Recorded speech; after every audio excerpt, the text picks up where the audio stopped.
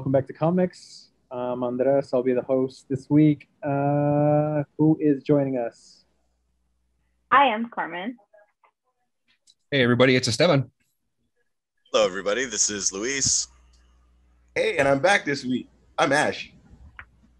Welcome to you all and everybody else. Thanks for joining us. Since you finished talking last, Ash, you have the drink, so go back to it. I do have the drink. And I'm stalling because I have to bring this up. Thank you.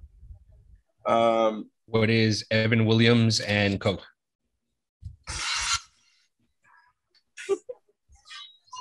I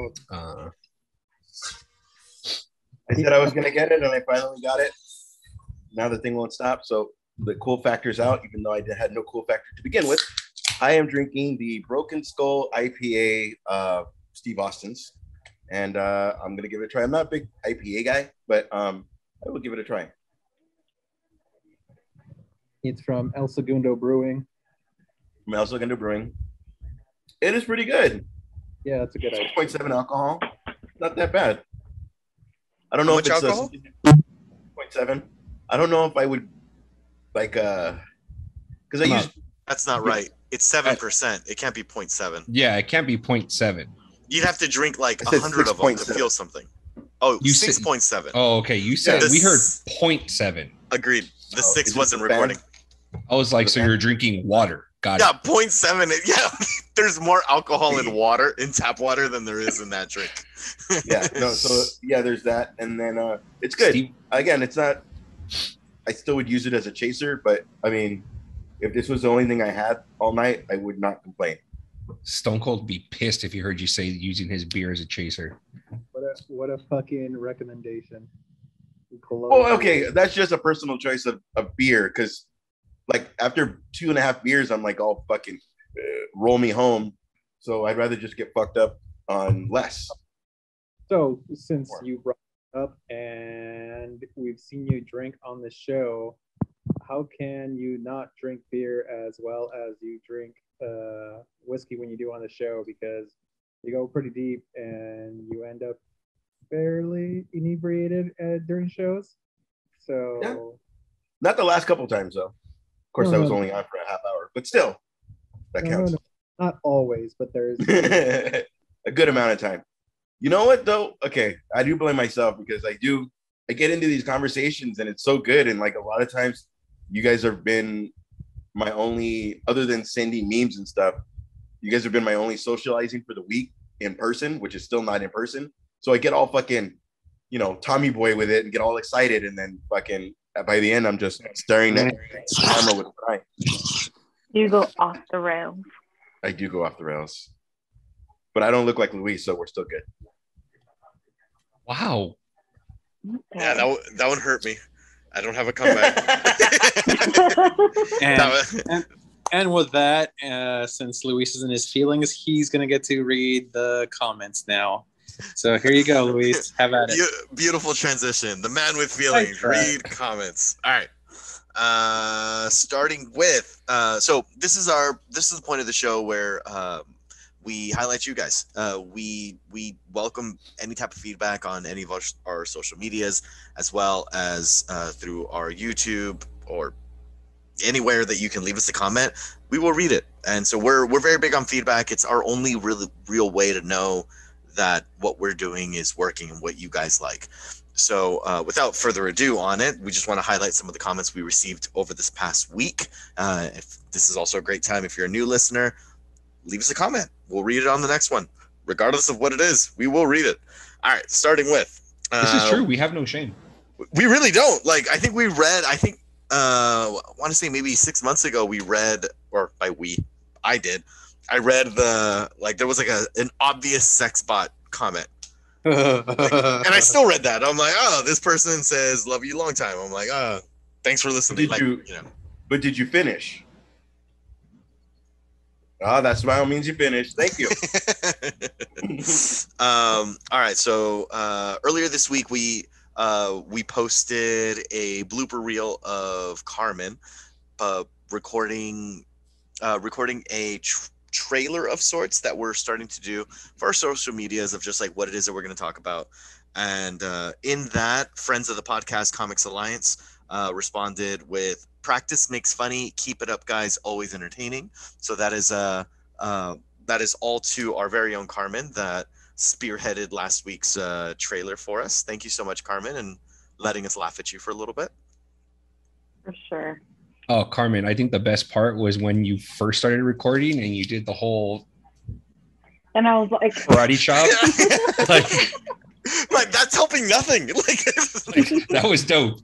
Like as soon as you started, you were like, saying I seriously the adjective dope. I was like in my head, and then I was like, okay, stop.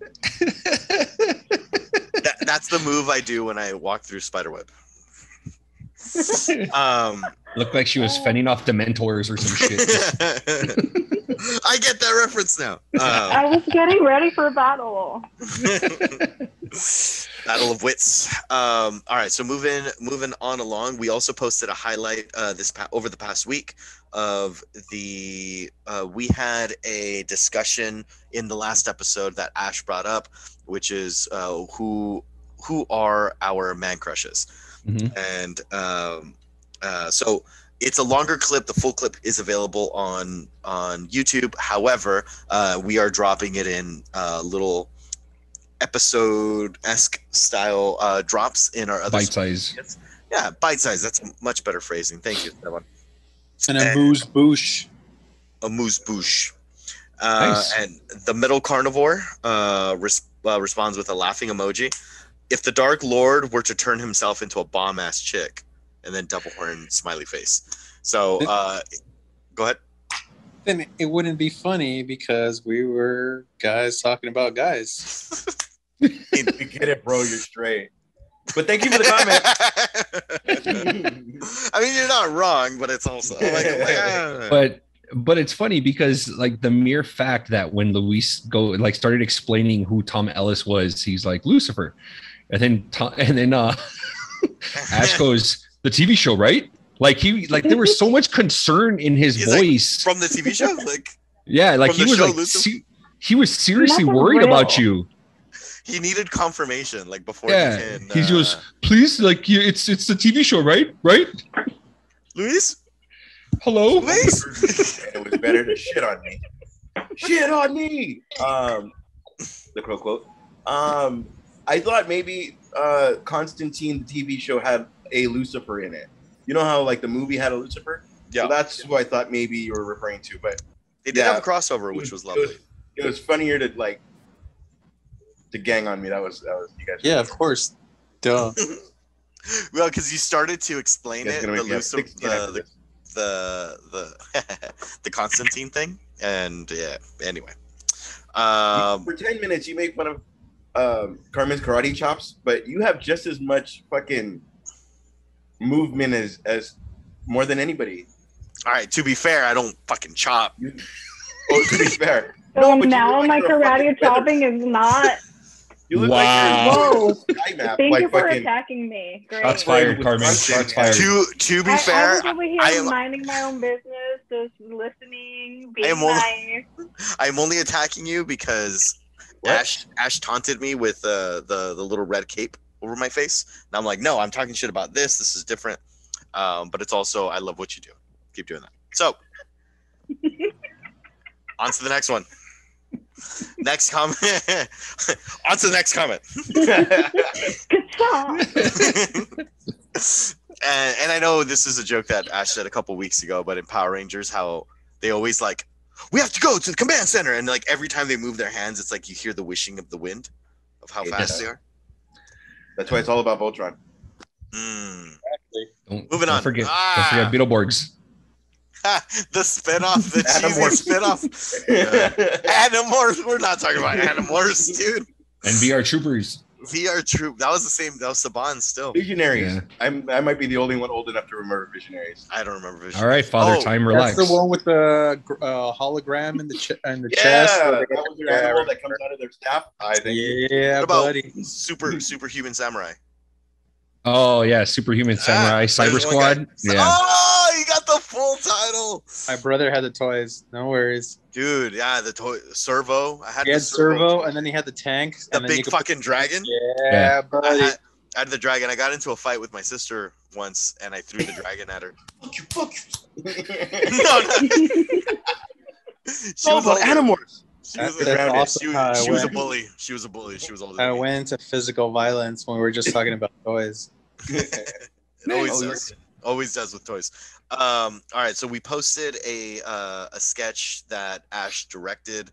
He wrote and directed, and it's called Slash the Tiebreaker. If you haven't checked it out, it's on our YouTube, Instagram, Facebook, the whole thing. Check it out. And we have a comment from Rigo Garcia. I will probably never get tired of seeing you in that outfit. Ha ha ha. Heart emojis. Oh, heart emojis. Yeah. Well, it's the smiley face with the little heart eyes. I don't know how to say okay. that guy. Yeah. But yeah. But good stuff, Ash. We actually have another comment on that. Oh, but this is about I misspelled something and somebody fixed it. Thank you, whoever fixed it. But instead of saying in the description of it, it says, ever wonder what it's like to room with Slash? Instead of room, I wrote ROM, R-O-M. And so somebody commented, I was confused thinking that this was a rom-com, but the sketch never went in that direction.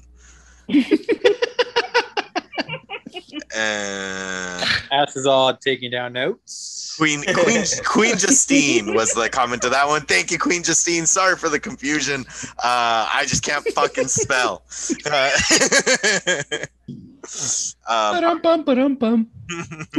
And so moving on, and this was a comment this comment was left yesterday regarding episode 42. Last week's was episode 43. So this is two episodes ago. The woohoo! Carmen Karate Chops made their appearance. Melissa, fan and friend of the podcast, Melissa Morales.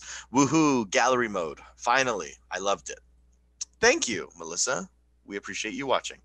And that was, for those of you who don't know that haven't seen it, a couple weeks ago. We rotate the host every week and to have a different flavor of podcast every week. And so once a month, we will have a gallery mode when Ash is hosting it, as he does do a lot of games and you can play along if you're driving to work or if you're at home just looking to do something. Drink when we drink and follow along with the games and the trivia that we play. You want people to drink and drive? What the fuck? Either at home and drink or on your way to work or once you get to work. Or drinking while you go to work. Yeah, exactly. See, this guy gets it. This guy gets it. Disclaimer: Comix does not support drinking and driving. in the subtext. Thank you. All right, and so I hate to make such a shift, but we're gonna move from that to super fan, debatable number one fan of the podcast, Heavyweight. He has a couple comments. The first one is regarding episode 42. I'm sorry, it's an episode 42 highlight, which the episode 42 highlight was about what guy crushes we have. And so the name of the clip is called Crushes. And so Heavyweight responds, hilarious, laughing emojis. All by the way, all of Carmen picks, and then the thumbs up emoji. So we got a fan of Kate Winslet can get it. He would wear the shirt. He would definitely wear the shirt. All right, guys, I can be vetoed. Which of you, Heavyweight, you picked the girls instead of the guys that went all guys? Yeah, all right, Heavyweight, we have a challenge for you, sir. Ultra Butch. I know you're listening to this. Who are your guy crushes? And we will highlight them in the next clip. I need you to tell us. I'm going to say that one more time. Heavyweight, I know you're listening. Tell us your guy crushes. Zach, whoever is listening, in the next comment, I challenge you. Who are your same-sex crushes? Thank you. Okay. Now, and it does end with a little bit of a more serious tone from Heavyweight, saying this next comment, he's currently in the hospital with COVID. Thank you for the great show. You guys have made it easy for me to get through this. And that was in regards to episode 43. Dude, that sucks. I know I speak for all of us here and say that we wish you a very speedy recovery. And yeah, man, that sucks. But if we can help get your mind off of shit and laugh about some nerdy crap, we would love to.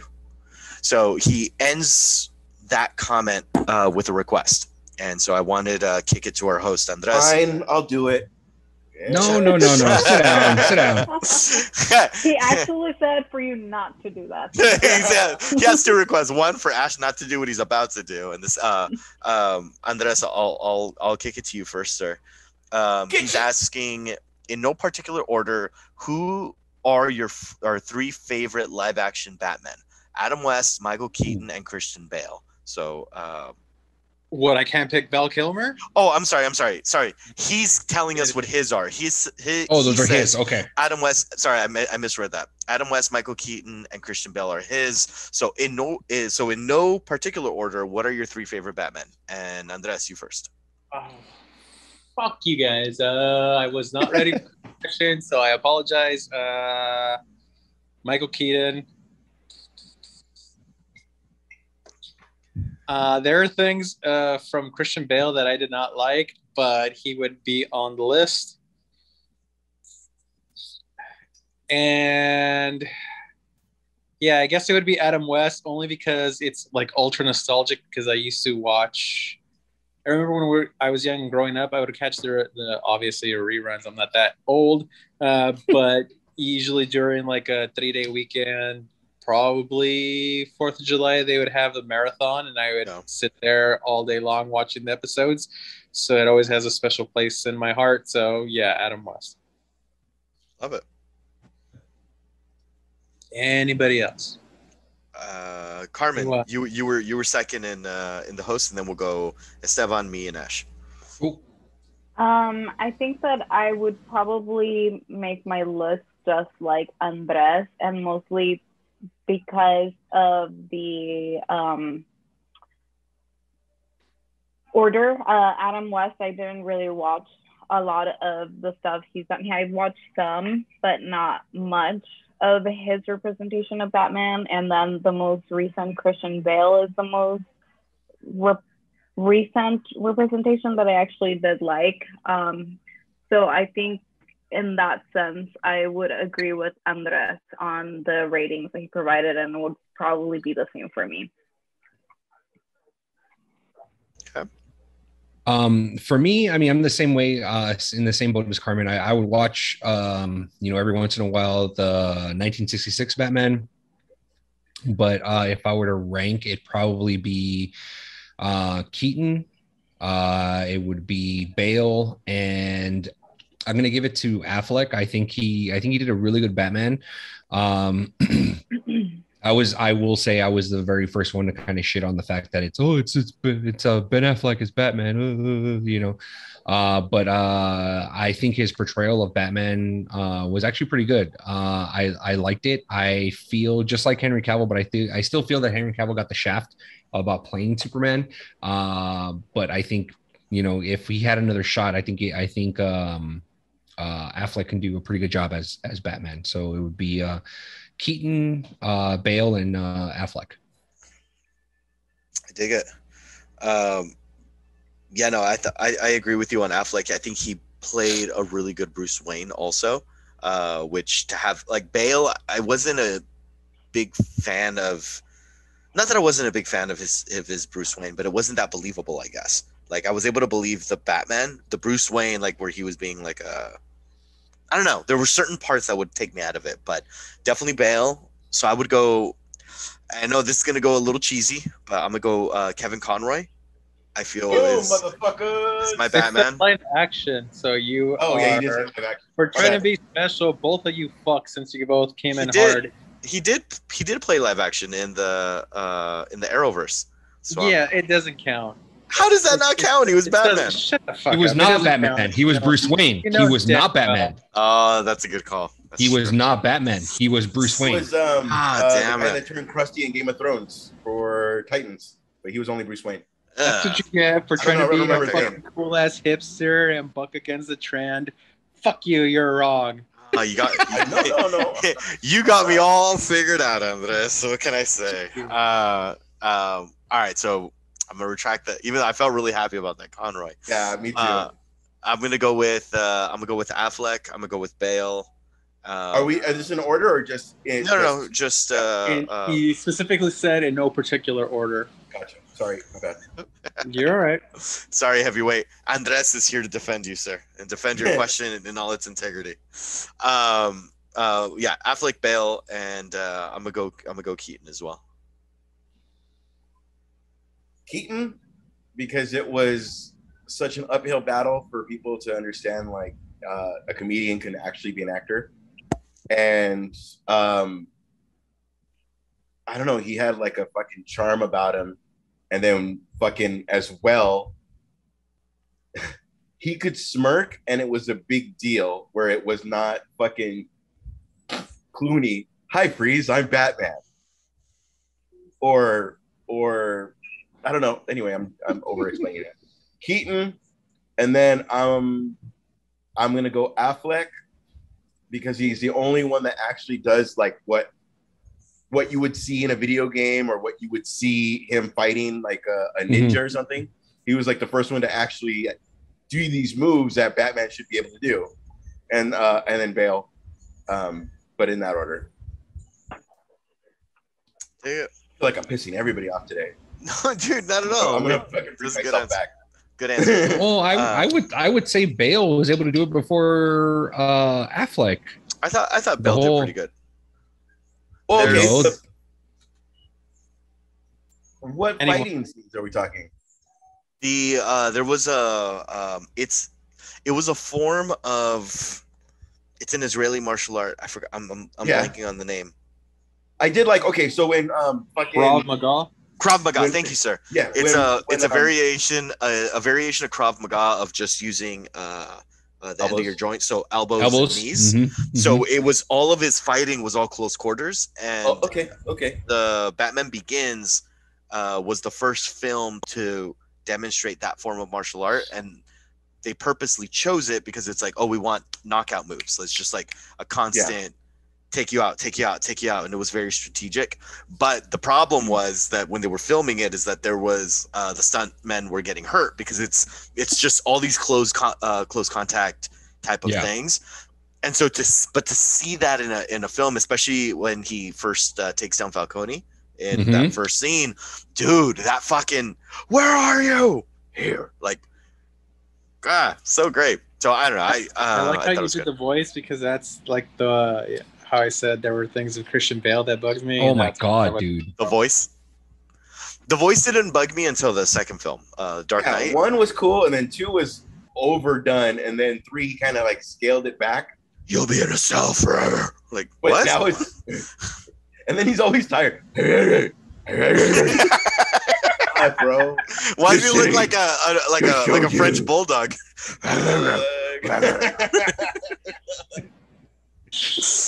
Sound like fucking Scooby Doo, man.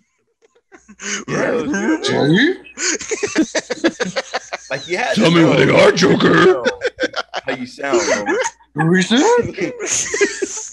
Like, don't give that motherfucker paragraphs if he's gonna be like Keaton. Just like, you made me. Like, he just fucking. See, but then the way a whisper. The way you that made him barely talk. The way Affleck did it with the voice changer, I thought was so. It was just, I'm like, okay, great. That's what it should be. Like, once when I was 7, I went over. Oh my god, haven't stopped talking. Somebody was like, "Fuck, man, do you need a lozenge? Fucking, you have a sore throat? What's going on here?" Pete, have you ever seen the skits with Pete Holmes? He does it really good. Absolutely, yeah. The College Humor ones. Yeah, he did really good with that. Good. I was just a boy. Oh man! Shout out to College Humor and Pete Holmes. College Humor.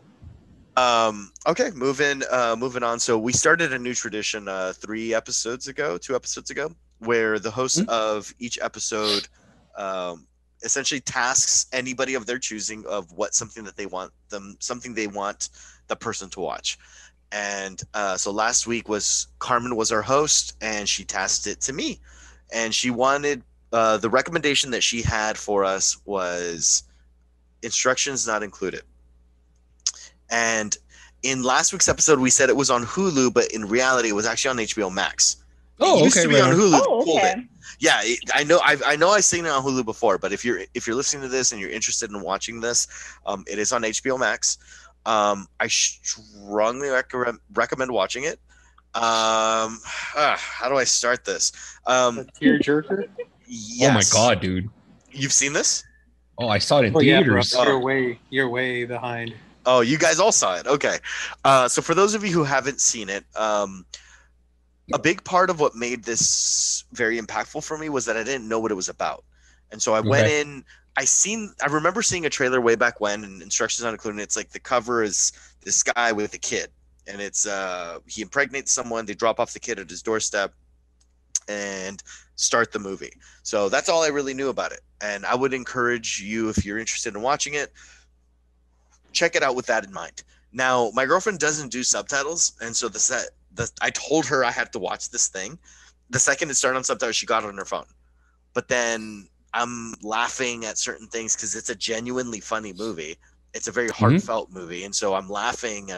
And then she'll be like, "Wait, what happened? What did they say?" And I'll say it to her because I would say a good 75% of the film is in Spanish, but it does take place in America, so 25% is in English. And so she'll pick up certain things, and then she'll be like, "Wait, what happened?" And so I'll explain it to her.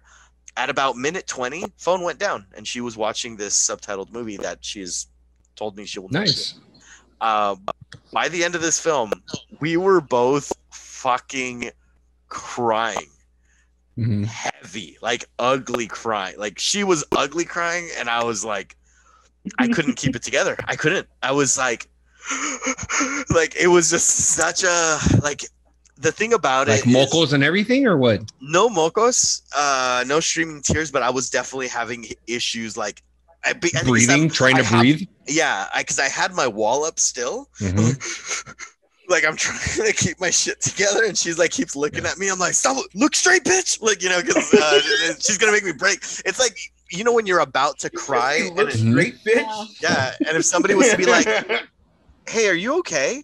Don't fucking touch me. Yeah, exactly. Like it'll just all come out. So like I was trying to keep it together, and it didn't work. And normally, the rules of movies is you hit me with an emotional thing, you give it a beat, and then you hit me with another emotional thing.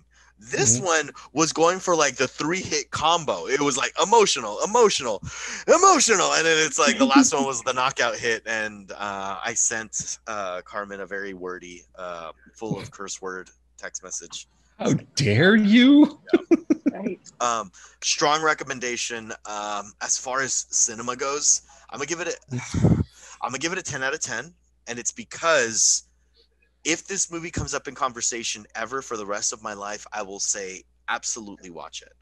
I mean, I don't think I'll watch it again just because I already know what happens, and it's not going to be as impactful unless I'm watching it with somebody that they're watching it for the first time. I'll watch it with them.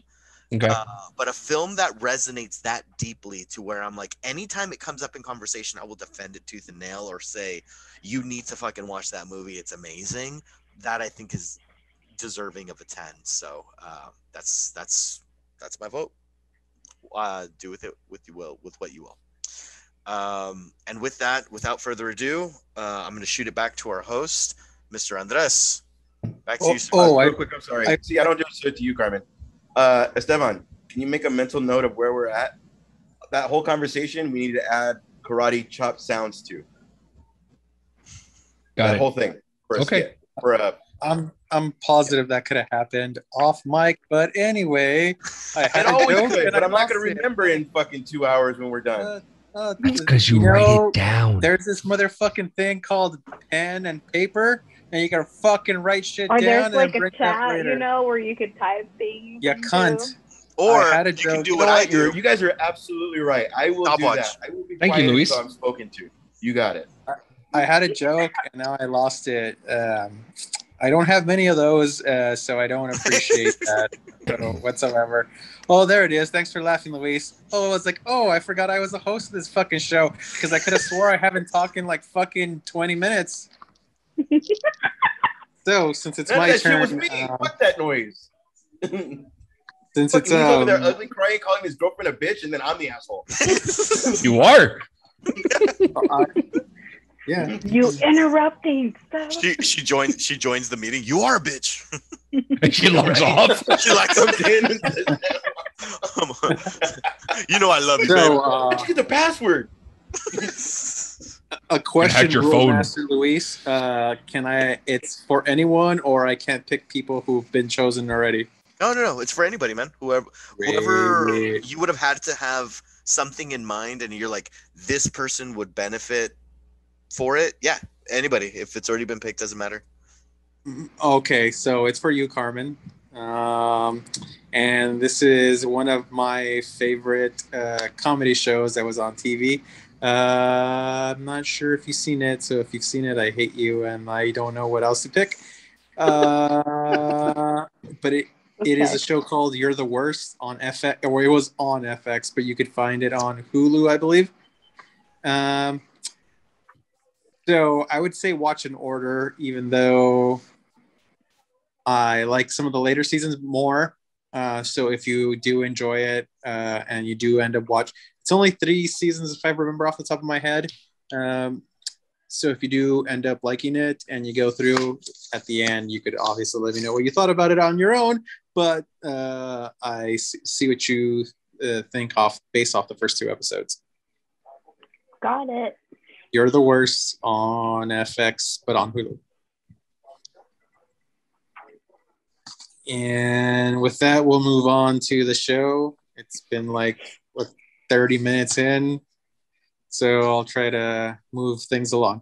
So there's reports this week, or there was an interview with George R.R. Martin saying how there is going to be a different ending from the show. It's a fairly long interview, and it touches on how he believed when the series was first started that he had a 4-book head run, and he thought he would have been done by then. But as he started with the books, he noticed that it was taking longer and longer for each one, which also brings up the fear fans have that is he really going to get done? Since it's been a solid 10 years from the last book that came out to this one. And he said that it's getting harder and harder to do each one. So we know that there's going to be a difference, which we kind of thought already if you were a fan of the series and just knowing George R.R. Martin at all. Now, my thoughts on it was that I thought he was a good, I don't mean this in a bad way, which is usually ends up, I guess, being taken as a wrong one. He was a good company man, as in he backed the show. He didn't give any disparaging comments saying how it was a piece of shit and they ruined his book, which me as a fan thought they fucking burned one of my favorite series ever. It. No, I think there's a few of us that agree with you, Andres. So George was always good with that. So we kind of always figured that was going to happen. So I'm excited to see what happens. I don't know when the fuck is going to come out, so don't hold your breath, I guess. Luis, go for it. Andres, did you read the books? I've read the first one, yes. The second one, I have a graphic novel that I've gone through, and it's not punch by punch the same, but it's fairly, it trims it because they are some long fucking books. How does the first, so is it fair to say that the first book is the first 2 seasons?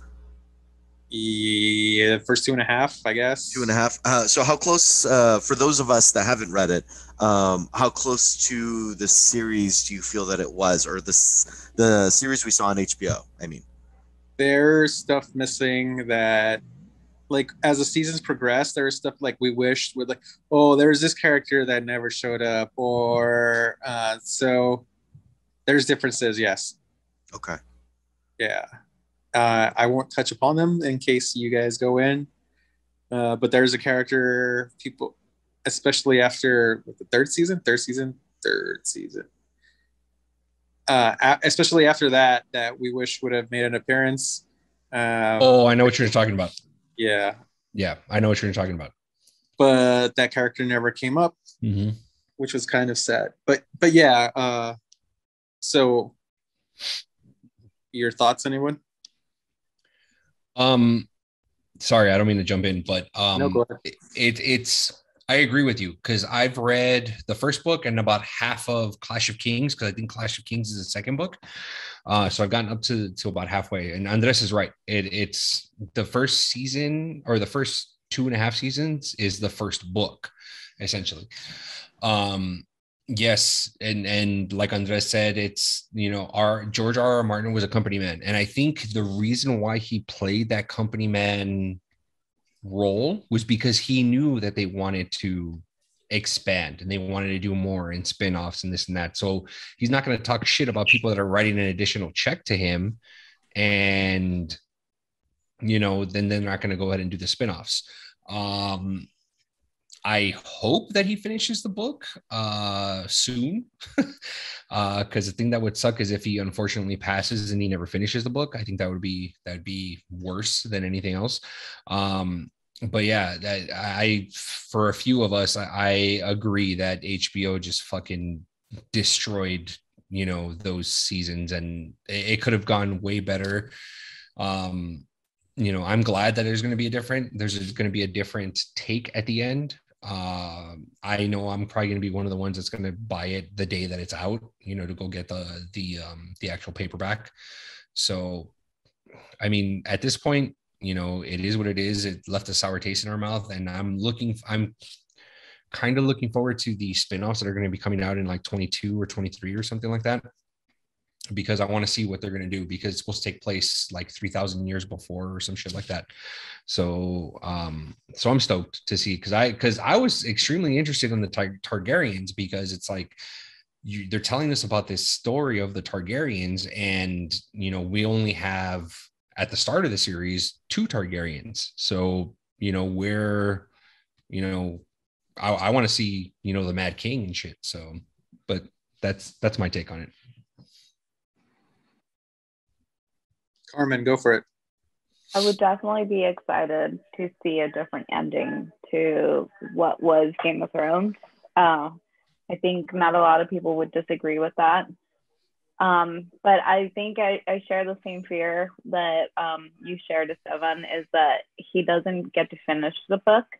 And I think that would be discouraging, because as both of you mentioned, actually, there's a lot of characters that we didn't get to see, and there's still a lot of lore that we didn't get to explore, and that's what we kind of thought we were going to get with the later seasons, going into like the Night King and the Children of the Forest and all that stuff, and it was just like nothing got paid off whatsoever. So I think it needs a redemption for sure. I will definitely watch whatever Game of Thrones related content is thrown at us, but hopefully it gets better. And I just started rewatching it again with my sister. We're going on this journey together, and we're actually going to get through the books as well, so nice. We'll let you know how that goes, and then that definitely is going to push the love of Game of Thrones for me. And that's awesome. Yeah. So you're going to have like reading parties? Like you're both going to be in the room reading a book? Yeah, because, okay, you know how before I told you guys she had just finished Harry Potter and it was all about Harry Potter? Then she moved on to Marvel, and she already killed all of the Marvel content that was on Disney Plus. And she's on Loki currently. And then I told her, I was like, okay, well, I guess now we can start Game of Thrones. And then she asked me what was it based on, and I was, well, there's books, and she loves reading, so I was like, okay, I'll do let's read together, and we'll just that's awesome. Not sitting next to each other reading together, but at our own time we'll read. Got it. I was imagining like in the same room, a fort, like, yeah, like it's just reading. Carmen's gonna be doing her hair while the younger sister like reads out loud. What I love, I'm gonna come on with braids, like all fun hairdos. Sorry guys, I just finished my reading party. my buddy Chris, Chris from Comix Alliance fame, he gets this, and this is something that I feel is like super underrated, is reading a graphic novel or a book and listening to an instrumental of some sort. depending on the book that you read, if you have an instrumental playing, like obviously lyrics will get lost, or it throws me off if I'm reading.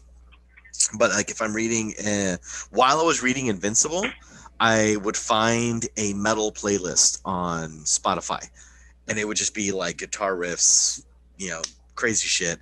And certain scenes I'm reading, it feel like a cartoon playing in my head, or if I'm reading, if I was reading like Stephen King, it would be like more classical type things because it was very like ominous type stuff.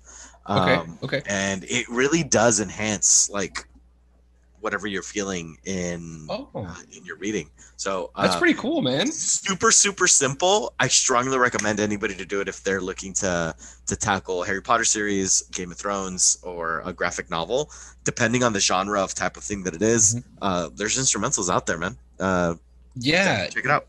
No, for sure. And to piggyback off of that real quick, I think one of the bands that does a lot of the instrumental stuff is a band called Explosions in the Sky. If you guys, it's all instrumental. If you guys follow our playlist, I ended up recommending one of their songs on there, and it's a lot of instrumental. Sorry. Stop drinking. Instrumental stuff. It's actually pretty cool. It's actually chill, and you know what, dude? I've never tried the whole instrumental music in the background while reading. Like it's like, honestly, it's genius because it adds a soundtrack to what you're reading. You know Absolutely. What I mean? That's fucking genius. I never thought of that. That's pretty cool. That's so the great. Only way I got through studying in university. I would have a playlist playing, and the day of the test, I'd be like, oh, I remember what song was playing when I learned that. Oh, that's dope. That's interesting. Wait, with lyrics or instrumentals also? No, instrumentals. Really? That's so cool. That's so cool. Like Two Cellos, I think was a big one for when I was reading Invincible, running through it. Oh, the Cello Brothers? Yeah. Those guys are dope, man. Those guys are sick. Two Cellos has like a bunch of albums, and they do covers of modern music, but in two cellos. So it's very bassy. Oh, of course you would love it. You're a bassist. But yeah, it's very heavy chords of like popular songs, and it's so great. No lyrics. Their Game of Thrones intro is... Yeah, their Game of Thrones intro is fucking sick, dude. Yeah. It is sick. Sorry, Andres, I didn't mean to hijack your show. Ash, do you have anything Game of Thrones, or do you want me to move on? I'm probably. You know what I do have to say though? I'm sorry, Ash. I don't mean to interrupt. But. You better have something to say. Don't interrupt me. I always have something to say if we're going to interrupt you. Go ahead. No, I think you should go. I love it. That's a conversation. No, I don't mean to be rude. I'm so sorry. My bad. What do you fucking go? Fight! Oh my god, that's awesome. Any minute now. Any minute.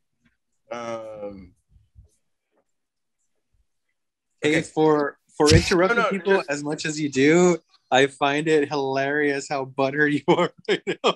I'm not butthurt. Now I know I have permission to continue to interrupt because now you guys interrupt. All of a sudden, okay. All right. Okay, got it.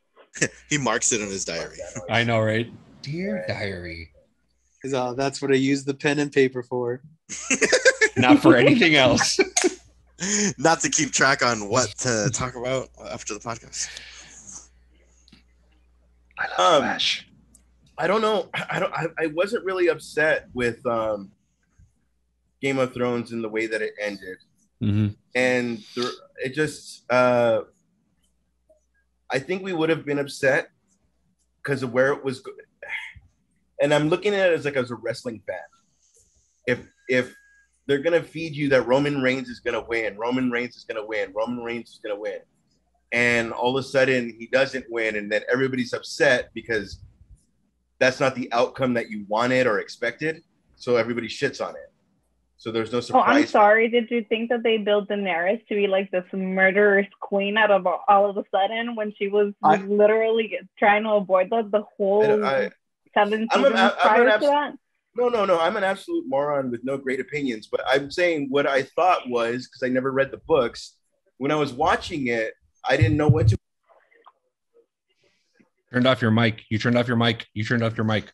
Oh, sorry about that. I didn't The know. Mike knows his opinion is invalid. Sorry. I'm just kidding. No, your opinion is valid. Yes. Thank you, Carmen. Now I absolutely have I'm fucking good for the rest of the fucking time. I will not feel bad one fucking bit. Shit on me. I'm going to shit on you guys back.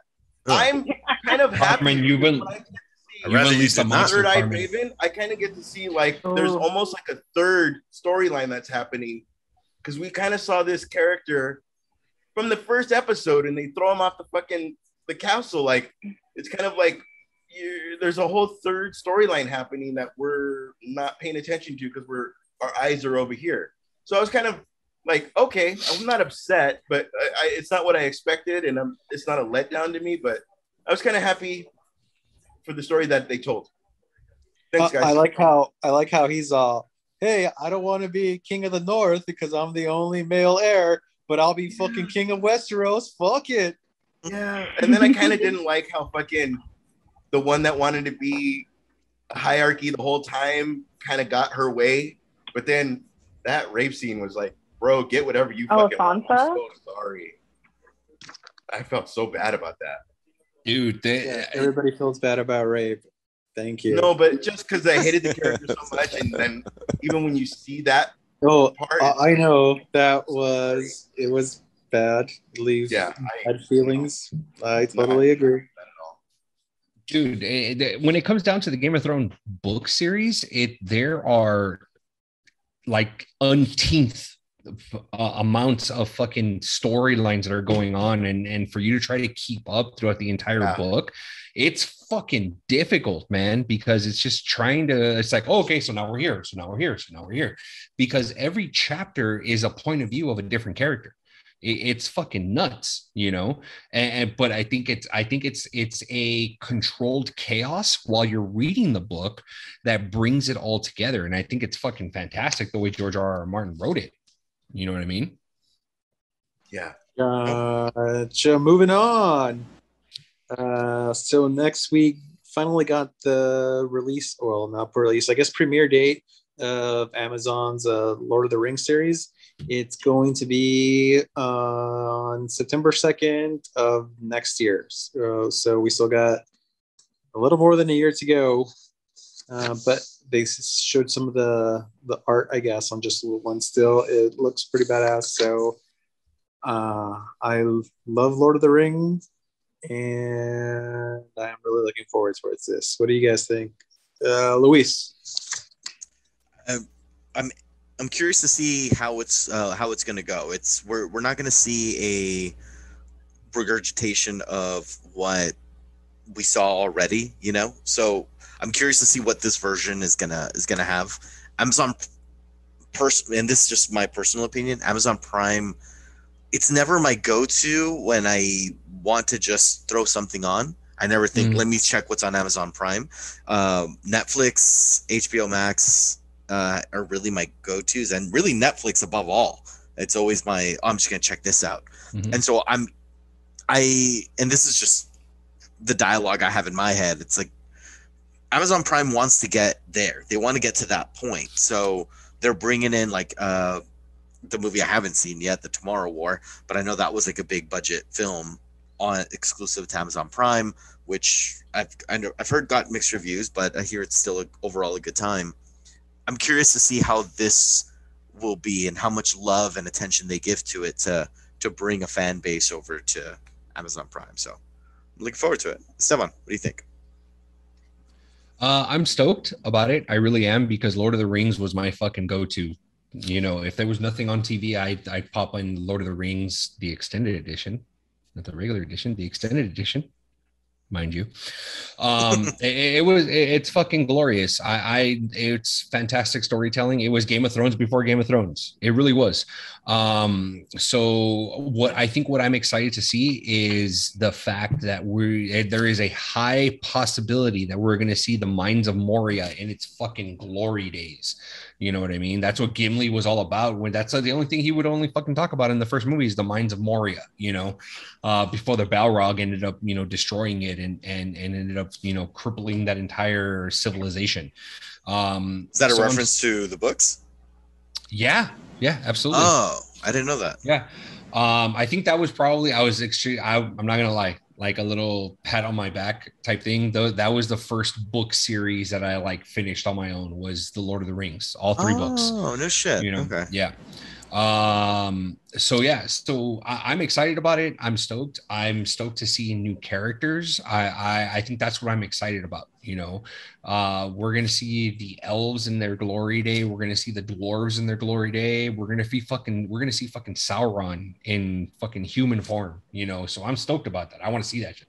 You know, so I'm in September. Let's go. Come on, Carmen. I'll watch it. I'm excited for it. I still haven't seen the Hobbit movies. I did see all the Lord of the Rings movies, but I have not seen the Hobbit, nor have I read the books. I'm sorry, Seven. I know, broke your heart. Sorry. But even then, I will still watch it. But actually, do you recommend that I watch the Hobbit movies? Yeah, absolutely. And I think what's fucking dope, is, you know, when you get to the desolation of Smaug, the dragon that's fucking just guarding all the, not a lot of people, well, some people don't know that it's Benjamin Cumberbatch that is the voice of fucking Smaug. And if you get a chance, I'm not kidding, Google Benjamin Cumberbatch doing the voice acting for Smaug. He is all in. You know, just, you know, with the headpiece and everything and how he does it, it's fucking immaculate. It's dope. So if you get a chance, Google it. And I think that alone, it will, like, okay, let's fucking watch these movies. Got it. Okay. Since nobody else is obviously going to do it, that's Benedict, not Benjamin, but close enough. Did I say Benjamin? Yeah. You did. I was going to ask if he's related. I was going to be like, wait, is that his brother? Because I've never heard of Benjamin, but cheers. We should do a nice side segue. What are you drinking, sir? Me, I'm drinking Bullet Rye, and cheers. Sponsored by Bullet Rye. Cheers.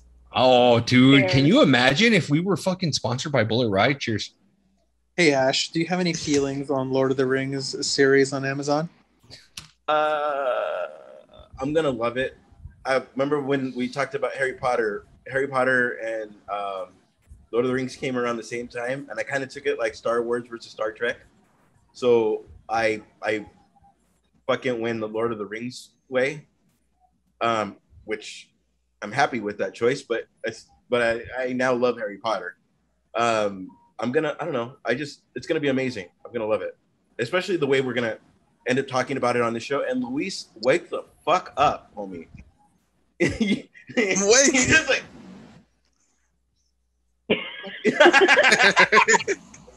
is your cat about to finish you? Like, what are you doing? You fucking asshole, man.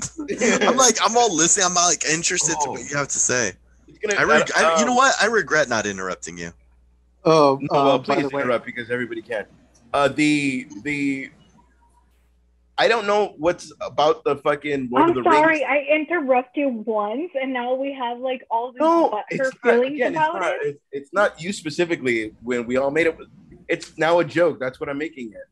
I don't think it was a joke. I think he's attacking you, Carmen. That's 100%. I'm just kidding.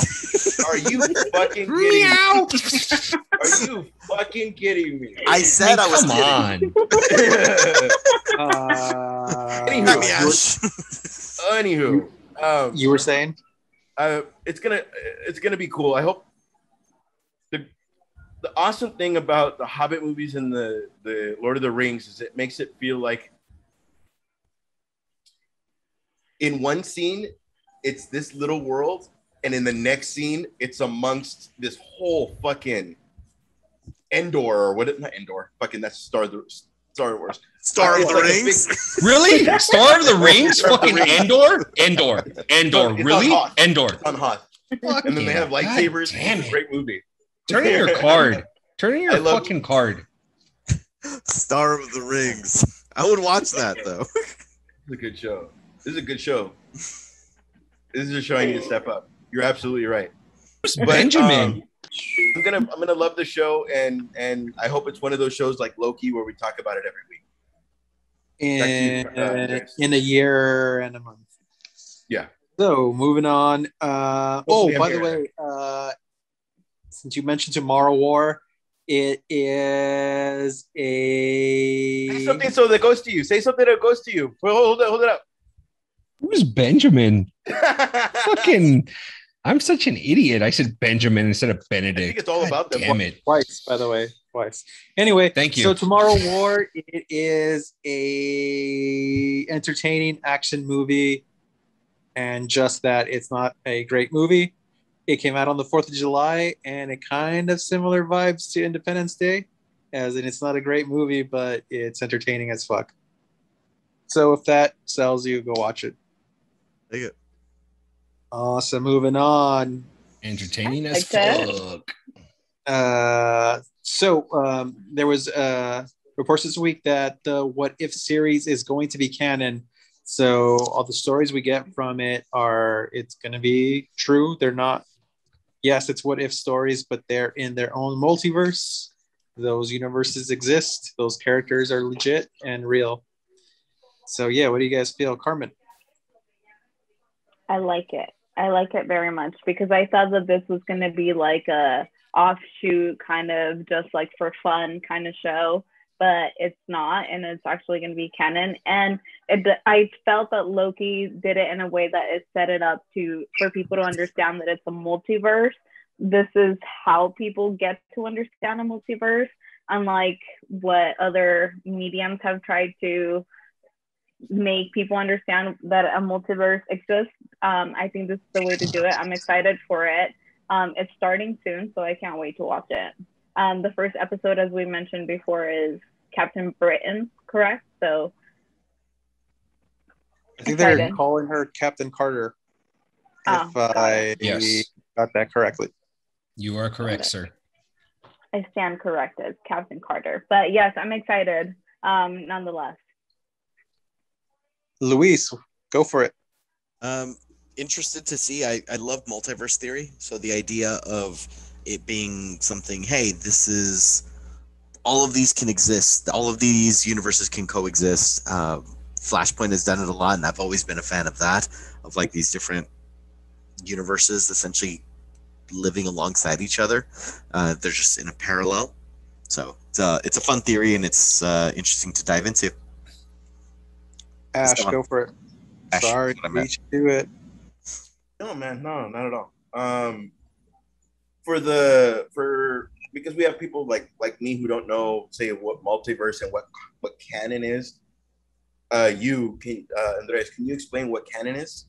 So canon means that is a linear story. So that is so Star Wars, before the new trilogy came out, there was a book series on its own, and those all got done away with after Disney bought it. So that's not canon. So those stories exist. They're stories that have been told, but they're not in line with the movies. So the movies and those books have nothing to do with each other any longer, even though some of those characters are in the same. So everything now from the Disney trilogy and the prequels and the original series is all canon.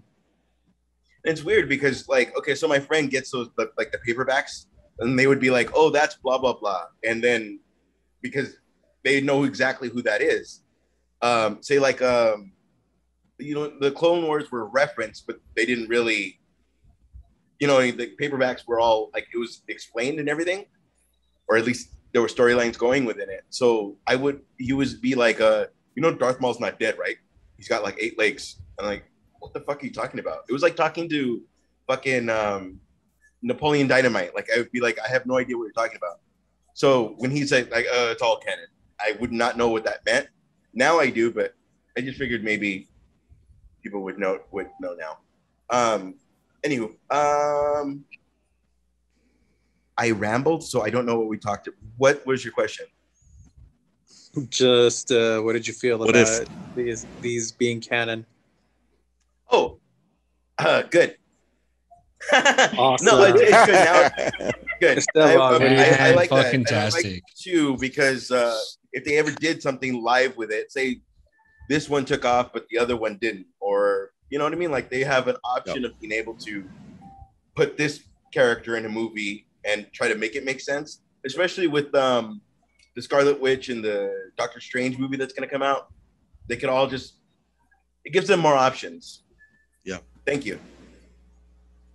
What the cool part is that if they have a What If series, the characters that are currently dead in this universe don't necessarily have to be dead in the What If series. So they could bring back, well, I doubt they'll bring back Scarlett Johansson anymore because of everything going on. But yeah, no shit. Yeah, since she had died, they could have actually brought her back, or any of the characters that are deceased currently. So I guess that's always cool. Or they bring a different. I mean, it makes sense how I know it was rumored that they were going to bring in Ironheart. This makes sense of like it's a different universe as Iron Man. And Tony Stark, the person, served a different purpose in this particular universe. But if they need help from Iron Man, well, we got Ironheart, and then bring. So the possibilities are there. It's great. Like Loki was so necessary, and yes, I said it felt like filler, and yes, I remember what I said, and I take back all of it. But it was just such a. It's such a beautiful way of bringing in, hey, this is what canon means. This is what multiverse theory is, and it's exciting to see where this is going to go, man. Awesome. So the next bit of story is that we don't have a trailer to a next Spider-Man film yet. So that's kind of causing people to panic or worry. I'm personally not worried. Push that trailer as far as you can. I don't care. We know the movie's coming. Same. We know the rumors of everybody casting it and who's supposed to come out. So fuck it. Like, what are they going to show? If they do go ahead and show the Spider-Man, either Andrew Garfield or Tobey Maguire in it, is it going to make that much of a difference? Like, it's like, oh, cool, we know it's true and happening. But yeah, so it's much to do about nothing to me. What do you think, Luis? I think it would be so badass if they don't have a trailer and it's just like movie comes out this day and you go in knowing fucking nothing. I would love that. I like that. That's where I was going with it. I was like, you've heard all the rumors. We would be more excited to just like go and watching it like right away instead of like, or just like a fucking this. 2-second ad with just the fucking logo on it, bam, and the date. That's it. That's all you need. Yeah. And it's like, and the date is something crazy like next month. And it's like, what? Like, we haven't seen any footage of it, but we already know these actors and the directing team behind it brings it. So I don't know. I'd be fine with it. I would love to be able to just get into it. Yeah, like that. Ash. I think maybe if you make the movie poster like the trailer, and just show, maybe not show all the people that are going to be in it. Like, we fully expect the other Spider-Men to be in it, but make it interesting enough that all us nerds are going to support it no matter what. So fucking, it could work if they do nothing for it. It's almost, like Louis said, it's almost better that they don't, because you don't really want to see, I don't want to really be spoon-fed like, hey, we got Andrew Garfield. Hey, we got Tobey Maguire. Like, I don't really want to be spoon-fed all that. It'd be cool if it was just that. Carmen? I like the anticipation. Let it build up and I'll go watch it. I don't need the trailer. As even Louis said, if it's just the title or in the date and it could be next month, I'd be like, that's fucking awesome. I'm going to go watch it. Esteban, what do you feel about there not being a Spider-Man trailer yet? Honestly, man, I could care less about the Spider-Man trailer, and I know everyone's going to be like, oh my God, how dare you? Because honestly, I feel like a lot of the trailers kind of spoils a lot of the movie. So, I mean, I'm in the same boat Carmen is. It's like, if they show it next month, I'm going to end up watching it. Like, it doesn't matter. You know, I kind of want to keep it together. So as far as keeping, the continuity of the MCU. So to me, it doesn't bother me at all. It's funny you said that you thought people would get upset about us saying that you don't care about there not being a trailer. Literally, all of us say the same thing, but good job. Anyways, What can I say? I understand. I get it. I tried to throw it to you to make so that people could seem that you weren't gone for the moment, and you're just like, ugh. Did I ruin it? My bad. Yeah. My bad. Yeah. I don't understand why there's not a fucking trailer. I don't get it. I don't get it. There it is. Fucking give me my trailer. How dare they? How dare Sony not put out a trailer to Spider-Man yet when it's supposed to be coming out in like 4 months? How dare they? So better. So there we got images of Christian Bale in the new Thor as it's Gore, correct? That's the character he's playing. Correct. His name is Gore the God Butcher. Yeah. I thought like from first from where I first saw the images, I was surprised that he would have been in to play his character.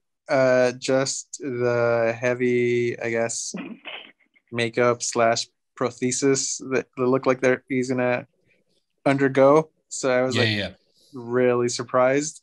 But it looks kind of awesome. So I've already was gonna watch that fucking movie, so it doesn't fucking matter. But it just looks good, and he's a good actor. So that's another reason where it's like, yeah, whatever you do with him, I'm sure it's gonna be great. But yeah. What are your thoughts, Ash? Do you have any thoughts? No thoughts? Yeah. All right. I think it was good. Back to you, Luis. Awesome. Wow. I like that host, answer. man. Okay, off camera, I was making fun of Luis's cat. That's your fault, bro. All I see is the mic is on. Am I low again? Yeah. Oh, look how I cradled it. I don't like that. Why'd you get that mic? Why'd you get that mic? Anywho, Mr. Cool Guy. So the fucking the cat's tail would walk across the fucking whatever, and Luis was like all off camera, like a mime, like pushing it off camera, and it was funny because I didn't hear the question. You know what would be great if you looked at the Google Doc that we kind of have for everybody. I kind of looked at just to kind of show where we're at on No, you guys are right. I'm fucking up. Sorry. Go ahead. I didn't hear the fucking question. That's all I was trying to say. I'm excited for it because I saw the prosthesis that you were talking about, and they look badass. I do feel bad for however long it takes them to get into the makeup or like whatever, because I know a lot of people that have expensive makeup tend to complain of how long it takes and all that work that goes into it, but it looks badass, so I'm excited to see it. Sweet. Esteban? I'm stoked to see it. The mere fact that Christian Bale is going to be Gore the God Butcher is going to be fucking fantastic.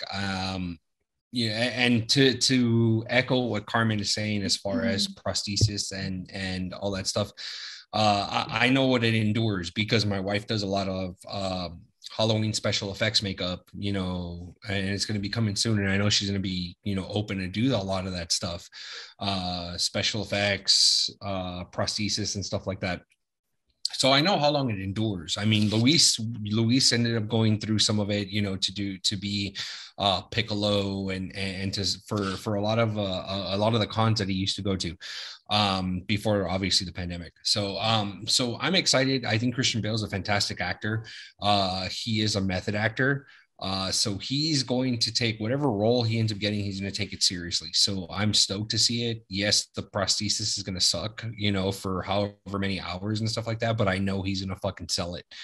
And again, just like Andres said, I'm going to go see that fucking movie. Like, I don't care. Like, I'm going to see that fucking movie.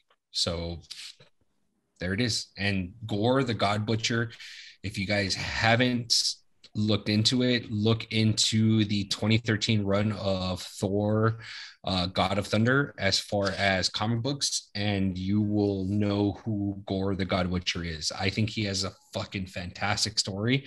I don't know how they're going to do it because it does tie in a little bit of Spider-Man into it. So I think that's kind of what I'm looking forward to, see how they're going to go ahead and dabble, some of the Spider-Man-esque into it. So we'll see. Sweet. Luis?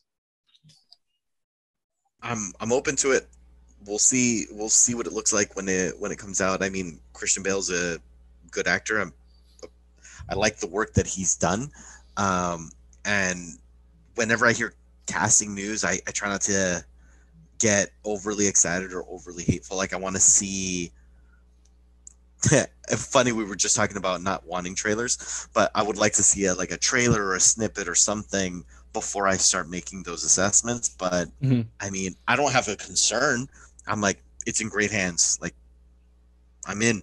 I've already put my seatbelt and I've already put my little harness down on the roller coaster. Let's fucking go for a ride. Ash, now that you know what we're talking about, do you care to give your thoughts? Bro, if that was fucking Michael J. Fox, you would be out. No, Michael J. Fox is a good actor. If that was fucking anybody, you would be in on it. No. You're a fucking dick, You know what's Luis. fucked up is I get in trouble for fucking 25% of that bullshit. Anywho, God, that was on camera. That wasn't on camera, but anyway, my Christian Bale's an actor's actor, and I think that's why the Dark Knight, that if he knew that was going to be, it's like what happens in Batman and DC Comics doesn't happen in this little world that Frank Miller creates. There's a beginning and then there's an end, and that's why I feel like Christian Bale did that Batman as beginning and end. I'm not going into Robin. That sounded weird. I'm not going into any fucking nothing. This is not this world belongs to this particular story, and that's all we're gonna do. I think we wanted it to go, fucking now you're our Batman, and it just wasn't gonna happen. So it leads me to believe that maybe he might not show up later on in other movies because I told my story and I'm done. But it's gonna be a great fucking villain. Thank you, sir. Thank you. I wonder if they were upset about the movie. Thank you. He was all white, and maybe they didn't get to show everything that they wanted to. It wasn't obviously the complete product. Sorry, Andreas, back to you. No worries. I was just fucking around. Okay, so we'll move on. Wait, before you move on, I do have a request. Sorry, Andres. I didn't mean to cut you off, but if they do have a behind the scenes of the special effects they do, would your wife Diana be able to would she explain to us like the type of makeup that they're using and like the prosthesis? Would she be interested in that? Because I would really love to see that breakdown and have her like tell us like, what that is, what it's made of, if it's latex or whatever it is. Yeah. Oh no, for sure. It's for sure. That's my wife would definitely be interested in something like that. She can talk about makeup, all day long until the cows come home. She loves that stuff. She loves it. She loves it. That would be an awesome episode. Yeah. Yeah, she loves talking about that stuff. If you get a chance, look up her Instagram page. It's makeup _ Diana. And then she can go ahead and pull, and then you'll see a lot of the stuff that she's done. She does a lot of beauty makeup. She does a lot of special effects and stuff like that. There's a few of the prosthetics that I have created. So I've made a couple of stuff out of clay. So it's makeup _ Diana Ramos. and you can see a lot of the makeup that she's done. She does beauty makeup, she does prosthesis, she does stuff like that. So there's a couple things that like I've made out of clay and then ended up molding, and then she's, we've created a mold out of it to go ahead and put onto whatever client she's doing makeup on. But Halloween is one of her biggest seasons. So if you guys are interested and hit her up on her Instagram. And then you can see the work that she's done. And if you guys want to go ahead and book her for Halloween, feel free to book her. Yes, that is a shameless plug. I don't care because my wife loves doing makeup. So cheers. And we are not Question. Sorry, Carmen, I interrupted you. Question, Esteban. If we go to Comic-Con and we all decide on being a group thing, is she down to make us something? I'm sure she wouldn't have a problem. Yes, that's all I needed. Yeah, no, okay, you spoke for her, so that she's already obligated. I'll just sign a contract for that. We're good. It's obviously I'm joking, but it's fine. But yes, Carmen, if there's anything if there's anything that you want to go ahead and do, feel free to hit her up. She is more than happy to talk about makeup whenever. It doesn't matter. Oh, hell yeah. I have a new buddy to talk about releases. Oh, okay. I'll hit her up. There you go. All right, we'll go ahead and move on to the next topic. So He-Man, Master of the Universe came out on Netflix recently, and it's getting shit upon by nerds online. And it got back to Kevin Smith, and Kevin Smith got pissed and said some shit back. Mainly, they're complaining that it's not a He-Man show and that it's some woke bullshit. And fuck, the name of the female character is slipping. Anybody? Thina. Thank you. Yep. And that she's or Tila. Like, I'm sorry, it's Tila. You're Tila. Right. I'm sorry.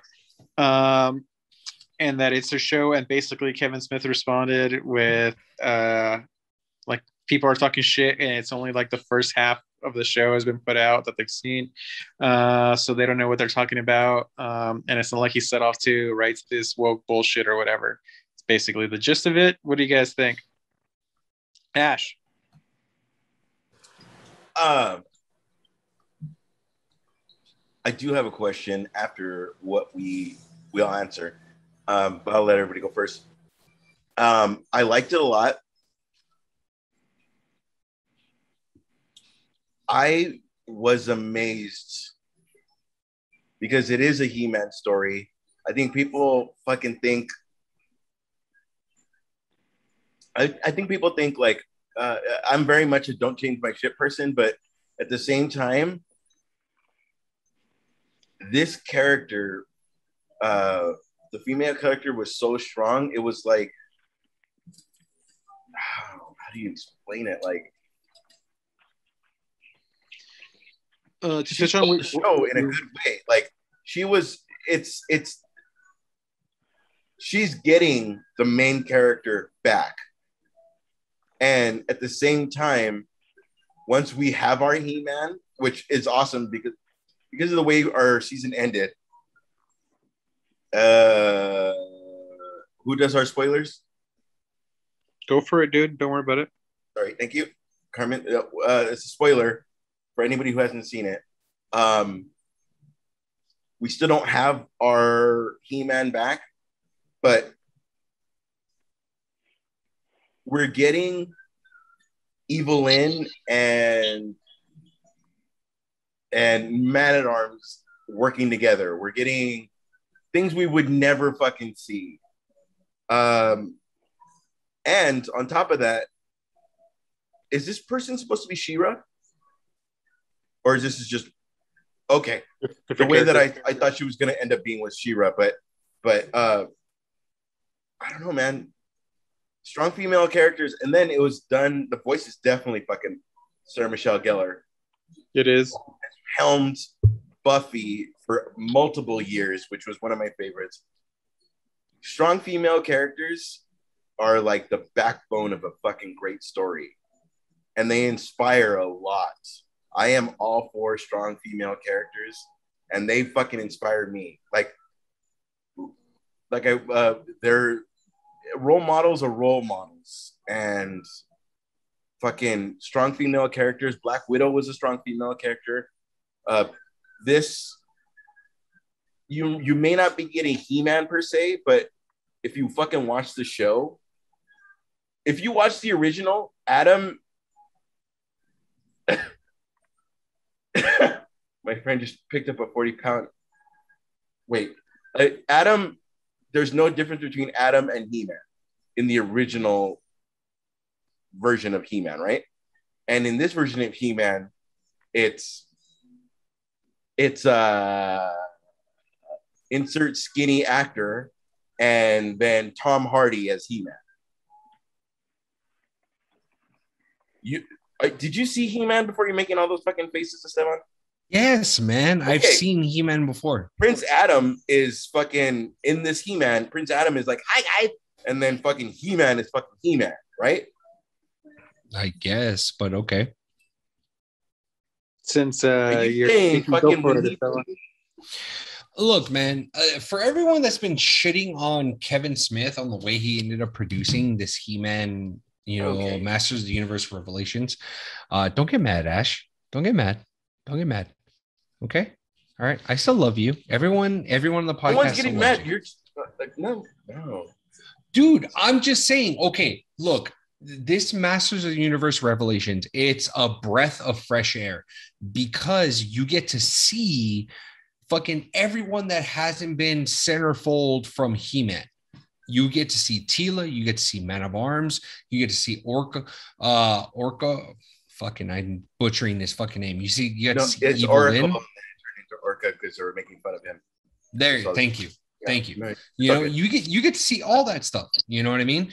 And it's what he gets down to is fucking storytelling. It's like, what did you? Everyone that complained about that fucking series, it's like it's fucking Kevin Smith. What is his bread and butter? Fucking dialogue. Like, did you not think he was gonna fucking tell a story through 5 fucking episodes? It's 5 episodes. That series is 5 episodes, and everyone's shitting on it, or people are shitting on it because He-Man wasn't in every single episode. He's fucking telling a story. You need to understand that it is picking up where it left off when the series was canceled back in the 80s or the early 90s. Okay. That's where it's picking up from. So everyone that's shitting on it, fucking grow. Like, you need to understand he is telling a story. Like, I don't get it. Like, everyone that shits on his stuff, it's like minus Tusk. Tusk was a fucking shit show. Come on. Yes. Can I ask you a question? No. Sorry. I'll ask Luis when it's time. That was fucking hilarious. Thank you. That's all I'm saying. It's like it's everyone thinks that he was supposed, like, you were expecting this fucking amazing thing, and it's Kevin Smith. It's dialogue. I fucking love it. It's dialogue. Who wants next? Luis, Carmen, Luis? Anybody. I don't care. I haven't seen the show, so I cannot offer any thoughts at this moment. But if they're giving him grief because it's covering other characters other than a considered main character, I mean, that would be beneficial for somebody like me that has no idea of what the other characters are. So, I mean, it doesn't deter me from watching the show. And I'm sorry that people are having that reaction to it. But, I mean, I'll still watch it for the storytelling, and I get to discover new characters. So, I mean, for me, that's not a hindrance. You know what I mean? I'm sure I can watch the old cartoon and pick up now and be like, okay, well, this explains different things or the character in a different way. So, I mean, I'm still excited and I'll watch it. I mean, am I the only one that saw that series and was just laughing at the names? You have Merman and Beastman and He-Man, and it was very misogynistic. I mean, let's be honest. It wasn't it? Let's be honest. No, it was, because it was weird because he came up with He-Man. Like it felt weird in that. That's what I'm saying. It's like it's He-Man and then Merman and then Beast Man. It's like I kind of that was the fucking. That's when the studio is trying to come up with. You know what I mean? Like that's just what it fucking they. Right. I agree. Exactly. You know what it seems like? It seems like, you know, all the cartoons in the 80s were figured out and the names were created. And it's just like, well, fucking, this is the last of the barrel. This is the bottom of the barrel. So we're going to go and call this fucking guy Beast Man and this guy fucking Merman and He-Man. And I don't know. I couldn't help but laugh throughout that entire, it was a great storytelling. I'm not shitting on Kevin Smith's He-Man, you know, revelations. I'm not. I really am not, you know, because I like him as a writer or a director. I like what he does, you know, but I think it's funny that back in the 80s, it was just more like He-Man, Merman, Beastman. It's very misogynistic. It's very man, you know, so I don't know. But I did end up liking, again, this is going to be a fucking spoiler. The person that's it ends up being, by the power of Grayskull, is a person who is in their heaven. And it's a person you would not expect at all. You saw it? You saw the whole thing? Yes. It's a person you would not expect at all, which in that time, the way that it was created, you would not expect that type of person to be that. Right? It's a fucking kid. You know what? It's like there's 6 hosts. Make the cat a host. It's like, and it can't. You're not talking, so it's not happening in your face. The cat, the cat's like, meow, bitch. Pet me, motherfucker. Pet me. I do have a question. Did everybody go, Andres? Because I do have a question. I was trying to get it to the last one, but I got. I have a question after you're done. I'm sorry. Yeah, I didn't forget. I was going to throw it to you like a good host would, but. You're the best, man. I try. He really is. Luis, go for it. I'm if you remember what we're talking about, or anything. I do. We're talking about He-Man. But I'm gonna go the same with Carmen. I never watched the original, so I think hearing the backlash makes me want to watch this one. And that's just more of you're gonna give me backstory on these side characters. Cool. So I don't really have a horse in the race. I had He-Man toys, but I never watched the show. That's yeah. So anyway, the awesome thing about the Netflix series too is like Man at Arms was such. That's the character they had 27 of when you're going there for He-Man. That you got. It's such a throwaway character as far as the 80s. This Man at Arms is the fucking dope shit. Yeah, he really is the Batman of the fucking series. Like it. Oh my god, it's almost like in his gauntlet is everything that Hawkeye has. So it's like, you're gonna throw me over a cliff, then I have an arrow. If you're gonna throw me over, but it's not only that, but it's like the fucking the wisdom that he hits Tila with throughout that entire series. You know, it's like the wisdom that he hits her. It's like, yeah, you know, I'm your father and this and that, but X, Y, and Z, and it's just like, boom. Yeah. You know, it's one of those things, and I really don't want to ruin it for anybody, because it's actually a pretty good series for 5 episodes. It's a good series, you know, but it's just, I don't know. Man at Arms, it was, you know, in the 80s as a very throwaway character, but in this series, like he brings them, like Kevin Smith brings them front and center, you know, along with Tila and along with a lot of other characters that were considered secondary characters. Dude, there's only one guy taking care of fucking Castle Grayskull, and they're all out, and he's fucking glad you guys showed up. He was the fucking man, dude. They made Man at Arms the fucking shit. Man at Arms was the shit. Here's my question to everybody. Everybody went? You have four options. You get the Blade Sword, you get the Thundercat Sword, Excalibur,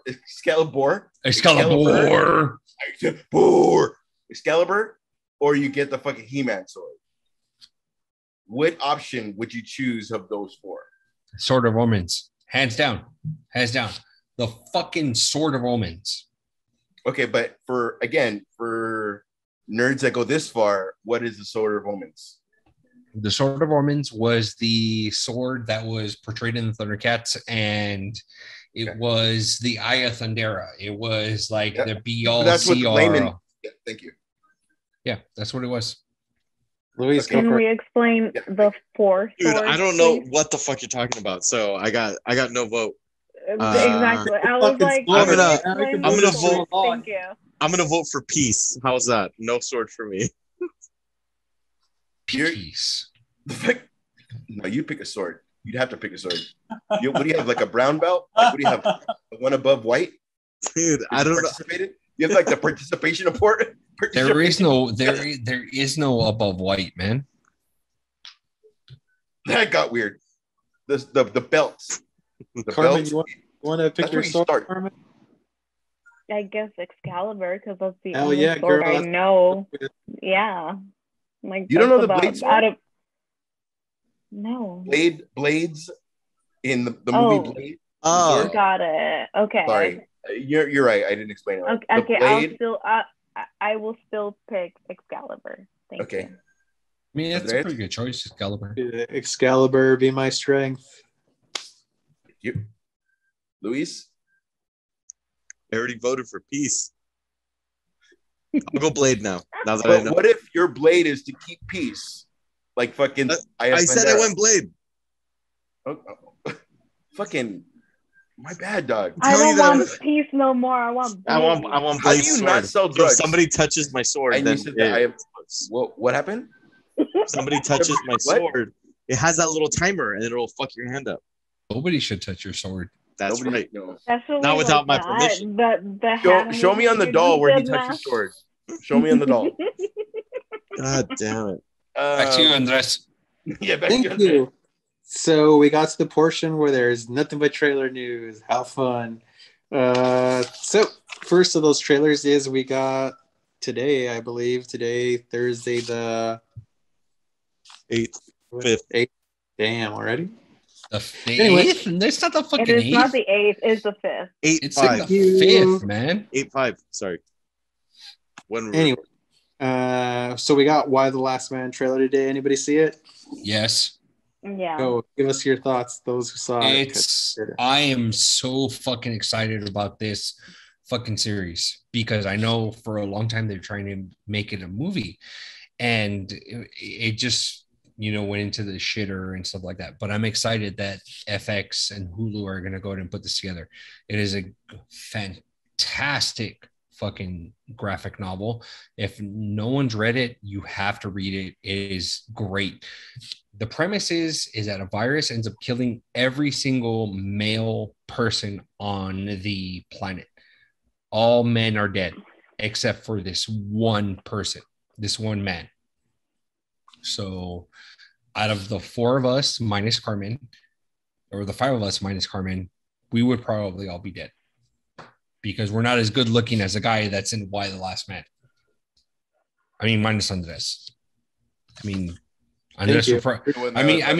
Andres will probably go toe to toe with the guy in Why the Last Man, as far as good looking. Thank you. I appreciate the confidence builder from you, sir. Thank you, dude. You're very welcome. You're very welcome. Carmen, you saw it as well. Give us your thoughts. I like the trailer. I have no idea on the background because of the graphic novel. I didn't know it came from a graphic novel because they mentioned it in the trailer. Otherwise, I would not know. But it looks really good. I'm excited for the series. It just looks awesome. I think the story is going to be great because it's an interesting point of view, and I really want to know what that would be like because, I mean, if it's just one man and a world with just women, there's going to be a lot happening, I could tell. So, I mean, whatever happens, I'm excited for that. It seems kind of like a Hunger Games kind of situation. Awesome. Since the rest of us did not watch, we'll go ahead and go to the next trailer. Cobra Kai season. Oh, sorry. Go right ahead, sir. You should have spoke up. I was waiting my turn, bitch. I'm trying not to. I'm trying not to interrupt the host. Bitch, Um, I asked on all a the fucking show. time schedule. You're but trying your not to plan is ass be all over done this before place? 11. All right, sorry. I couldn't understand when three people talk to me at the same time. He's trying not to be an Ash. I see what he did there. Go Bitch, right ahead. I've Less- done nothing but behave to this show. It's chaos now. Quiet. less of the trailer, but more for the graphic novel. The Why the Last Man was the first graphic novel I read from beginning to end, and amazing. It's just a great story. So really excited. It's holds a very special place in my heart. So I'm really excited for the masses to see it. Will you be heartbroken if it's not good? Like, Yes. yeah, that's how dear you hold it. So are you kind of nervous right now? You know what? No. Oh, that's Surprisingly. good. Really? Surprisingly, I'm not nervous. It's more Okay. of like I'm excited, kind of like with Invincible. I was excited to see. I want people to know that it's a thing. Like even if the show wasn't good, it'll at least draw people towards the comic book, and that would be cool. So Why the Last Man, I feel, is one of those things. Like I know I've had conversations with Esteban about it, of like it being great, but yeah, that's it. So, referencing Invincible, did you read Invincible before the cartoon came out? Yes, sir. You did. Okay. That's all. That's what I was curious about. Okay. However, to be fair, I started to read it and I binged it when I heard that it was going to be developed or while it was in development. Oh, I see. So it wasn't like I wasn't in the trenches. Like with Why the Last Man, I feel like I was in the trenches. Like one of my buddies read it and then they recommended it to me and I fucking killed the whole thing. But with Invincible, I think it was like maybe I started it 6 months before the cartoon came out. Mhm. And then the month that it came out, Mhm. I was like working to finish the tail end. Okay. Like, Okay. Whatever the issues. No, for sure. Because I've read Why the Last Man, and it is fucking phenomenal. Yes, it is. The book itself is phenomenal. I think I read it like in 2005. Like it was a long time ago. No, for sure. It's been a while since that book's been out. Yeah. But I'm just saying, it's like it's one of those TV shows / movies / graphic novels that it's like, and I'm sure you're in the same boat, Luis. It's like you're gonna nitpick. It's just like that's not how the graphic novel went, or that's not what this went, or that's I don't know not how much. I don't know how much I'll remember, to be honest. Since I haven't reread it. I've only read it the one run through, and it was back like in 2005. Okay. I'm willing to bet, like when I watch it, I'll be like, "Oh shit, I forgot that happened." And then when certain things that doesn't align, I would kind of let it go. Like with Invincible, it was so fresh in my brain that was easier for me to nitpick. So I don't know. I think Got it. Okay. lenient is my guess. No, for sure, because that book's been out since, like you said, since like 2005-ish, so it's like anybody that's read that entire series, it may not be like fresh in their minds. Yeah. So yeah, it's probably one of those things that I have to go back and reread, but I mean, depending on when the series comes out, I'm excited to see how they, portray it on television. That's what I'm excited for. Because I know when it first came out, it was supposed to be a movie. It's supposed to be a theatrical, whole episodic, and it's supposed to be, a trilogy or whatever they wanted to go ahead and do. But I mean, based off of reading the book, it's one of those things that it's not supposed. It can't translate on a trilogy. This is something that's supposed to translate over, beyond a trilogy. It's supposed to be a series. It's supposed to be one of those things that's supposed to carry on. You know what I mean? Yeah. So I'm excited for it. Speaking of carrying on, that's what we're going to be doing. So, and then the pause so that like we can feel the weight of what he just said. I was waiting for you guys to interject, but So the trailer for the next season of Cobra Kai came out. It was really quick. Someone shaking your head. Go for it. Man, I saw the first like few seasons, probably like halfway of Cobra Kai. I couldn't get into it. I'm not super interested in it. Fuck you, man. Boo this man. Fuck Boo you, man. Boo you. Sing Boo Earns. Boo Earns. Boo Earns. Whatever, man. I'm good. I'm good with not watching Cobra Kai. Awesome. My life will be fine without watching Cobra Kai. Announce the people with good taste. Carmen, go for it. Dick. You dick. That's why when you say I'm handsome or attractive on this, I'm like, oh, he doesn't like Cobra Kai. He doesn't know what the fuck he's talking about. You fucking asshole. You're such a dick, dude. It's like, oh, I got a compliment, but this guy doesn't have taste, so who cares? How dare you, sir? How dare you? Oh my God. Whatever, I'm man. excited for the season. Unlike S7, I actually did enjoy Cobra Kai a lot. It is cheesy. I know that's one of the reasons why S7 didn't like it, but I like the cheesiness. The cheesiness kind of worked for me, so I'm excited for it. I can kind of see where it's gonna go, where they're gonna like unite and like for the sake of the kids, but like, I mean, I'm still willing to see it, and whatever happens, and I won't be hating on it like S7 is so angry about it. I'm not hating on it. I didn't say I didn't hate on it. I never said I was hating on it. I was saying it's not my thing. So I never said I hated on it. I just hate it. You're such a dick, Luis. Whatever, man. Fuck you. Luis, go for it. Dude, I loved the show, man. I was a big Karate Kid fan. And I love the show. I do love the show. Like, I love the show. It does a good job of it stands on its own 2 feet, and I'm excited to see where it goes. Like, and I get it. It is so cheesy, but when it premiered on Netflix, even though it was originally on YouTube, the YouTube Red or whatever. Yeah. Even Luis, initially, yes, sir. Did you know that fucking Ralph Macchio was offered Back to the Future before Eric Stoltz and Michael J. Fox? No. And he said no because it's a movie about pills, a doctor, and the past. But he didn't. So they don't know if he was pitched this by his like agent, and that's all that was told to him, and he said that's no. Dumb. That's or dumb. If it was like he just looked at it and went no. But this is like after fucking Karate Kid, when he had options, and he looked at it and went no, and that was like, bro, like that was your whole shit. That was the at least 3 movie, and then on top of that, like, god damn, you were made in the fucking shade. Yeah, that reference is like from the 80s, but yes.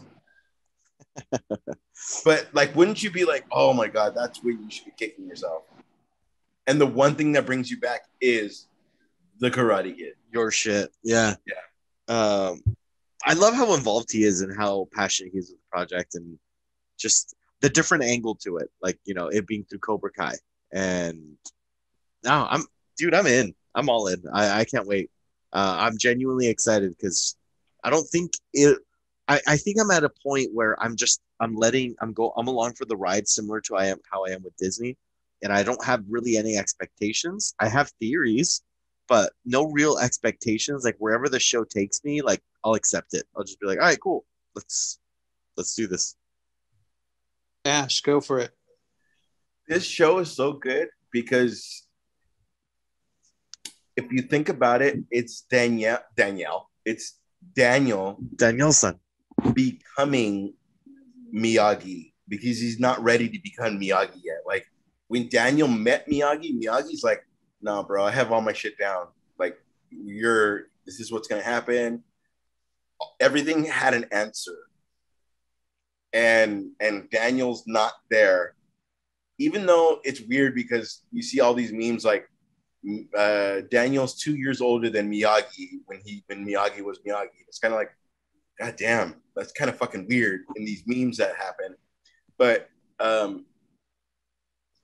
it's good because it gives the old timers a storyline, and it gives these little kids a storyline. And then on top of that, they're doing, if you saw the end of season 2, it's almost what you saw in the Defenders. It's Daredevil's fight into fucking Iron Fist's fight into. No, you didn't see that, Esteban? You didn't see that at all? You just like, you're stuck with the 80s and then you're just done. No, I get you. No, man. No, whatever. You didn't see that. Did you see that or you didn't see that? I didn't Because see if that. you stopped at episode 3 and didn't see that, it's still Oh talking my shit. God. Whatever, No, man. Whatever. Carry on. No, I'm asking Carry you. on. Saw it. No, carry on. Okay. I'm still gonna laugh because the cat is still happening for Luis. So but, it's You're talking about the one shot fights, right? Like where it's yeah. the stakes are much one fight went into one fight, went into yeah, one fight. like the stakes are much lower. But in the Defenders, where it became the Netflix Marvel series became a staple of the one shot scenes, like the hallway scene in Daredevil, the Punisher scene, and so in I want to say the last couple episodes of the Defenders, I don't remember the very last one, right? And it was like this fight, and then goes into this one, and so that fucking the high school scene that was as end of season 2. Yeah. Holy shit! Like. And even in I think it was season 3 where they were having the fight at the house party. Yeah. Yeah, Dude, that was fucking good. Like Shit was breaking like a motherfucker. As I'm seeing this happen, I'm like, in Daniel's house. Guy? Yeah, I'm like the camera guy. Like it was so good. You know, the thing that intrigues me so much about that is like it just takes one person to fuck up and be like, "What? Do it again?" Like and it's like, "Fucking hey, Craig." Jesus Christ, and that having to just do all that, and then especially all the props that break, build them up again, and it's like, all right, here we go, take it again. So you gotta love that attention. A lot of fucking pressure, dude. I don't know, and even the little nerdy kids, the little kid with glasses versus the other nerdy kid, against the the taller nerdy kid, and it's like, oh come on, this is so great. Yeah, I agree. Dimitri, sorry, I'm not gonna get too deep because I know Esteban's not a big fan. Season 1, I fucking hated Dimitri, and then season 2, they lightened him up a little bit. Like he wasn't so fucking and same nerd asshole. I love certain characters and then hated characters, then they flop. Like Hawk. I thought he was the shit in season 1. I was like, dude, own your shit. I love that because I felt bad for him that he had the cleft lip or whatever, and so when he kind of accepted it, I was like, fuck yeah, that's what's up. And then he started turning into a douchebag. I'm like, that's not what's up. And then he turned into. That's how you explained it. And then in season 2, I'm like, definitely not what's up. That's how I talk to the TV. And then he became good again. Sort of, yeah. Yeah. And with the incoming Terry Silver and Barnes, I don't know what's gonna happen, but I just hope everybody continues their little storyline, and it's gonna be hard because it's like. Even amongst us 5, it's real weird to keep us all in the same page. Imagine us all having a fucking storyline. And Mantis is so great. Hey, Mantis, or what did he say? Mantis. The older guy. He's like the 30-something-year-old with all the little kids. Mantis, bro. You don't remember this? Oh yeah. He shows up at the party. He's at the party. He shows up at the party with his girlfriend. She's like, "You hanging out with a bunch of kids?" Did I just hear He's like, "This is my crew." He's I all heard it. he is all about it. Hard. Oh my god, he goes so hard. He's full on fighting little kids. Stingray. Oh, it was Stingray, not Mantis. Didn't he go to jail? Yeah, I was like, that episode.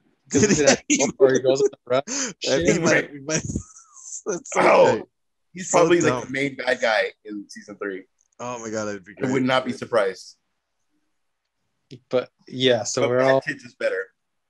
So four of us with taste are very excited for the trailer. How dare you? Four of us with taste. Whatever, man. Moving on, angry man. So the next trailer is the trailer for Kate. Anybody catch that one? Yeah, so it's fucking dope. Were you the only one who's watched it, or Carmen, you saw it too? You're shaking your head. Yeah, I watched it. It looks pretty badass. And I mean, I don't remember who earlier was talking about strong. Oh, Ash actually. And this looks like a definite strong female-led movie, and like she owns her shit, and I love it. I'm here for it. It looks pretty fucking badass, so I'm all for it. Her car, also the lighting and the car was pretty dope. So it reminds me of like back when what is that franchise that I hate now? Fast and the Furious. Back when the first one, when it was actually cool, and they had like the lights under the Hondas. That it kind of reminded me of that era, so that's cool. And I mean, it looks awesome, so I'm gonna watch it. It's the same makers that made the last movie with Charlize Theron, right, where she was like Atomic Blonde. Atomic Blonde, yeah. So I mean, that was awesome. So I'll watch it. It's kind of like it gave me like Statham vibes of the. Not Born. Yeah, The Transporter. Mechanic? Yeah, kind of like that vibe of a movie. But I mean, I'll still watch it. It looks dope as fuck. So, Stevan, go for it. No, yeah, I'm excited to see that. Mary was what is it? Mary Elizabeth Winstead? Is that her name? Yes. Yeah, just see her in that, because I think she was kind of overshadowed in the Birds of Prey movie. You know, I'm excited to kind of see her in her own solo movie. So, you know, I'm stoked to see it. I'll see it. Dope. Anybody else watch it? No, that's fine. Moving on to the Night House trailer. Our trailer watchers, did you guys see this one? Got one? No. One? The Night House. Yes, it's the Night House. Night House. No, nobody watched it. Oh, yes. Okay. Yes. Go. Give us a synopsis. Go ahead. That movie looks fucking creepy as fuck, because it's like the way they kind of see it is that the way they show it is the wife's husband passes away, and he leaves her a note saying, "Oh no, you're not crazy. Like there's something actually after us or whatever." So it looks like a great horror movie. I'm excited to see it. It's just one of those words. It's different. It's different. It's a different horror movie, you know, to kind of see the way that the story's been told. And I know I'm slurring my words, and it's okay because I've been drinking a lot, because it's been a week. So it's one of those movies where I'm excited to see. You know, because I haven't finished the other one, the 30 coins, 30 monedas. I haven't finished it yet. I'm stoked to finish that one. But that one, I'm excited to see it, because just so the creep factor, I'm not kidding. It's like fucking elevated to fucking 12, dude. Like not even 11. It's fucking 12 that it's elevated to. It's dope. Spinal Tap. Dude, fuck yeah, Spinal Tap. You know, the creep factor on there is fucking insane, dude. And I'm stoked. I'm all in for that one. Awesome. So that wraps up the show today. I wanted to originally get this done before 11, and it's now after 11. So I failed on my task to always end the show early. I'm so sorry. I cannot rein a few assholes in, so I take that Who's as the asshole? So I apologize to you all, giving you a nice quick episode for once. I appreciate you all listening. Thank you guys for joining us. And please comment, like, post, share.